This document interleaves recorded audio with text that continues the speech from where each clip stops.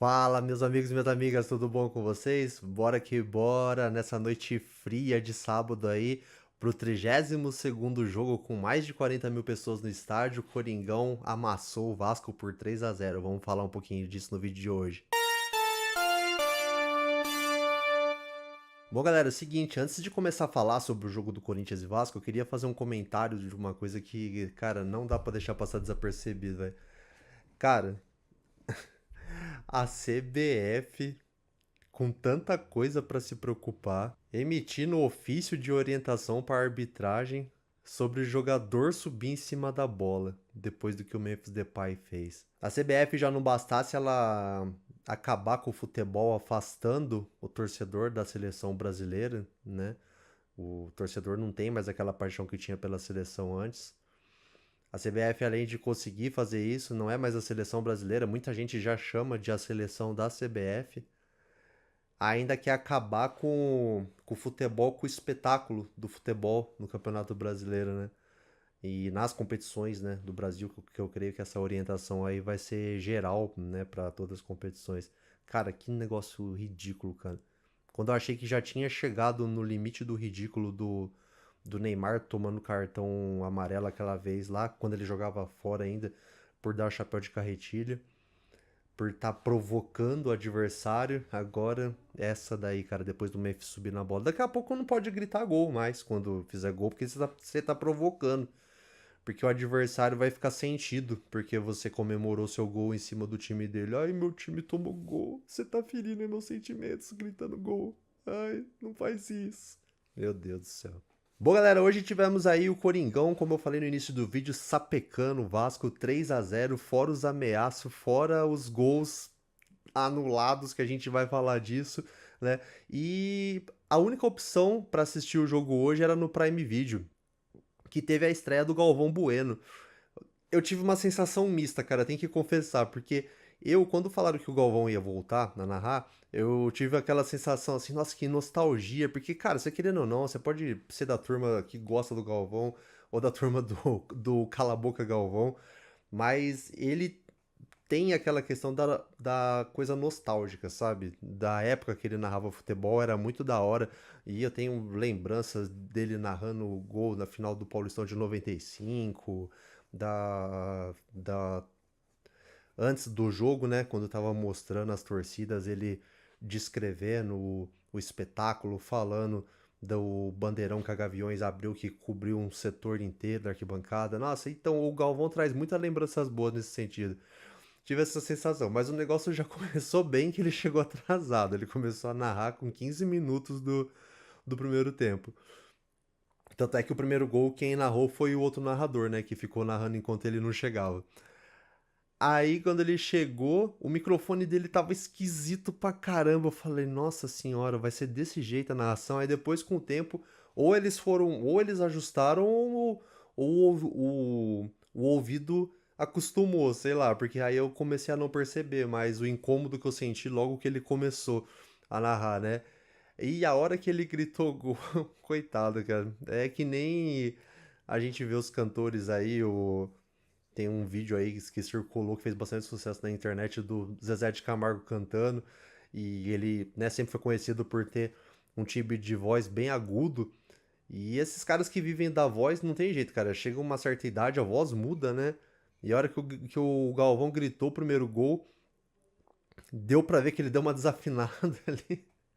Coitado, mas assim, de uma maneira geral, eu gostei, achei a interação dele ali com o Luxemburgo, com o Mauro Naves, foi um time de transmissão ali bem bacana, né? Pena que, né, mais uma vez, muitos corintianos não devem ter assistido o jogo por conta dessa questão de só transmitir no Amazon Prime. Bom, galera, do começo do jogo até o primeiro gol do Corinthians, nem tem muito o que comentar, porque o jogo tava naquela fase de estudos ali, o Corinthians não tinha dado nenhum ataque, e o primeiro ataque do Corinthians, o Corinthians já conseguiu fazer o primeiro gol. Para variar, a trinca ofensiva ali funcionando muito bem. Carrilho, lançamento perfeito. Memphis Depay virou Memphis de peito. Deu uma ajeitada pro Yuri ali. E o Yuri finalizou, marcando o nosso primeiro gol. O protagonista do time do povo entrando em ação mais uma vez aí. Depois um jogo bem controlado por parte do Corinthians ali. O Vasco, eu não lembro de nenhuma chance perigosa de gol do Vasco. E também o Vasco, eu não sei por quê. Porque, que nem eu falei, aqui nem aqueles canal dos caras, tipo, que manja de todos os times, fica analisando. Eu sou corintiano e eu venho falar das minhas impressões sobre o Corinthians, né? Então eu não sei por quê que o Vasco entrou com o time misto.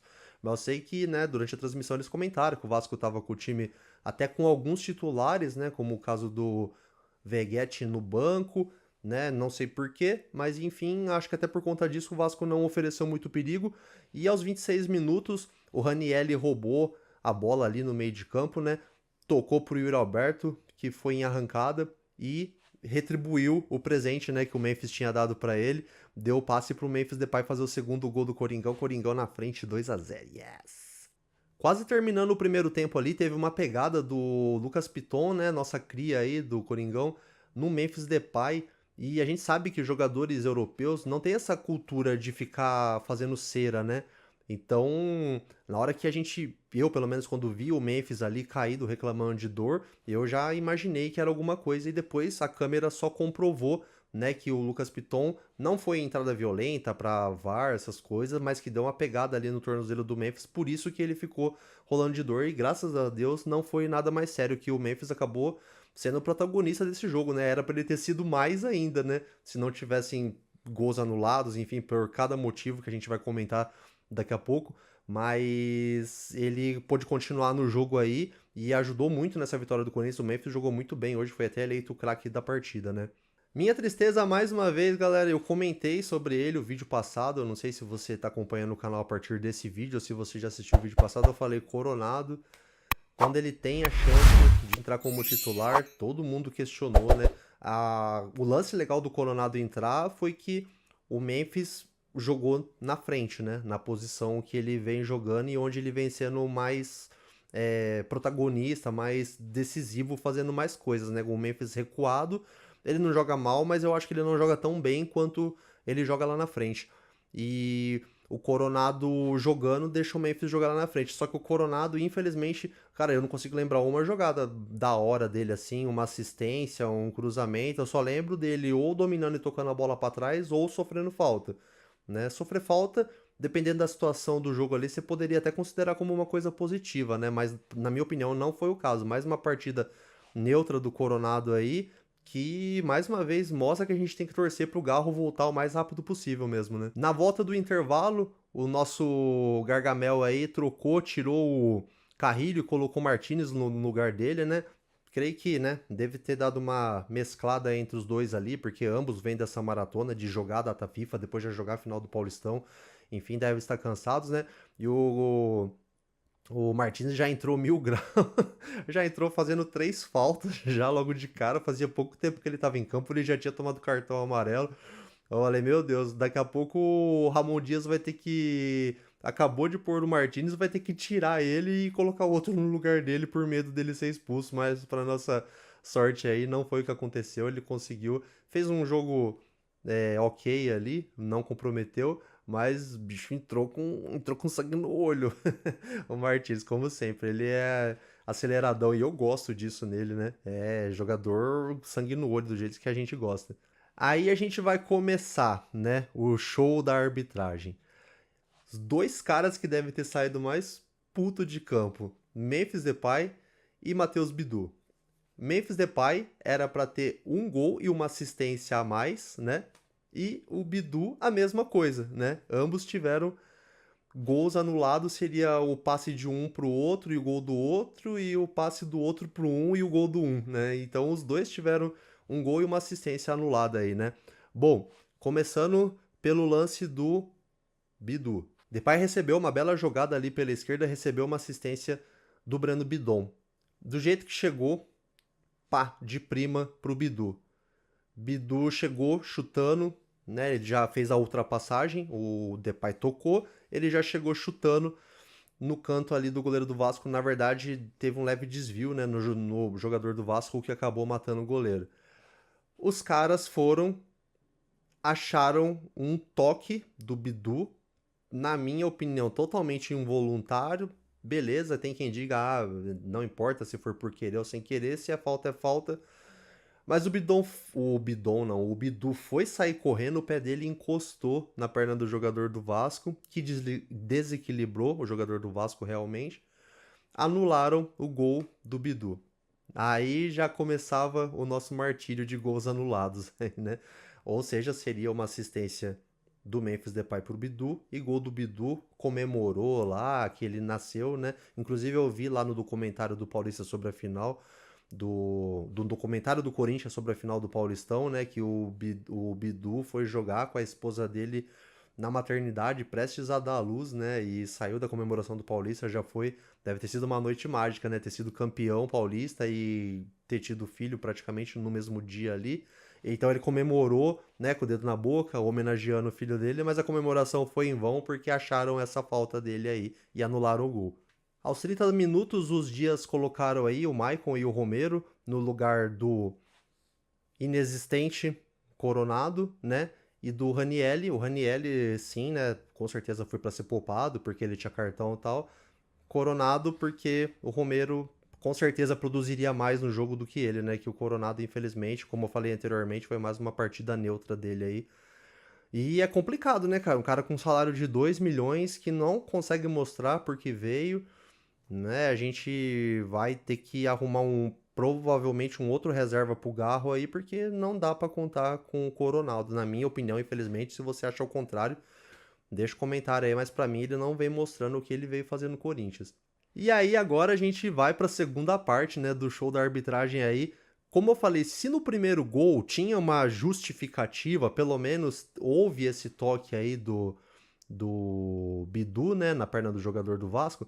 Cara, esse segundo gol foi insano, porque outra jogada boa pela esquerda e tal, dessa vez foi o contrário. Bidu cruzou, Memphis protegeu com o corpo ali, tirou da zaga e chutou no gol. Os caras foram buscar um impedimento que eles voltaram a jogada pra caramba pra buscar esse impedimento. Eu não sei pela regra aí quanto tempo que deve voltar, né, pra achar a tal origem da jogada, né? Mas, meu, foi muito antes. Teve o lançamento, o Memphis subiu dividindo com o zagueiro do Vasco, né? E aí, lá na transmissão, eles até acharam que tinham marcado essa carga do Memphis aí, mas parece que não. Parece que marcaram o impedimento do Yuri Alberto, que estava voltando. Mas depois disso, a bola circulou, rodou, voltou um pouco para trás ali do lado perto do meio de campo, só que não na ataque, mais para defesa, né? Circulou, a bola rodou a jogada toda, aí depois que aconteceu o lance, cruzou e os caras deram impedimento. No final do jogo, o Memphis deu entrevista até falando que ele saiu frustrado com o jogo. Pra você ver, era um jogo que era pra ele ter saído feliz, né? Porque ele fez um gol e deu uma assistência. Ele saiu frustrado porque era pra ele ter feito mais um gol. Ele saiu frustrado também com o lance que ele tomou a pegada que eu falei e o jogador não tomou cartão, o Piton não tomou cartão, não aconteceu nada com ele. Então, o Memphis acabou que saiu frustrado no final do jogo, mas esse segundo gol anulado aí pra mim foi muito ridículo, cara. O tanto que eles voltaram a jogada pra anular o gol foi muito ridículo. Tanto que até o Ramon Dias ficou puto com esse lance aí e acabou sendo expulso, né? Ele ficou reclamando lá, o Daronco foi pra isso, o Daronco foi bom, né? Pra chegar e dar cartão pro Ramon, né? Pelo amor de Deus, viu? Mas quando já parecia que tava tudo acabado, né? Até entrou o Hector Hernandes no lugar do Yuri Alberto aí, já tava aquele lance de final de jogo ali, os minutos finais, ninguém achava que não ia dar mais nada, né? Acabou que saiu mais um gol contra do Vasco nessa oportunidade aí, né? O Memphis brigou pela bola ali, acabou que o goleiro rebateu, pegou no jogador do Vasco e foi pro gol, né? O Memphis saiu comemorando ali, abraçado com o Hector Hernandes, mas foi gol do Vasco. Eu nem comemorei, cara, porque eles tentaram achar um impedimento nesse lance aí, por incrível que pareça, né? Tipo assim, se o Romero tivesse um pouquinho mais pra frente a hora que ele deu assistência,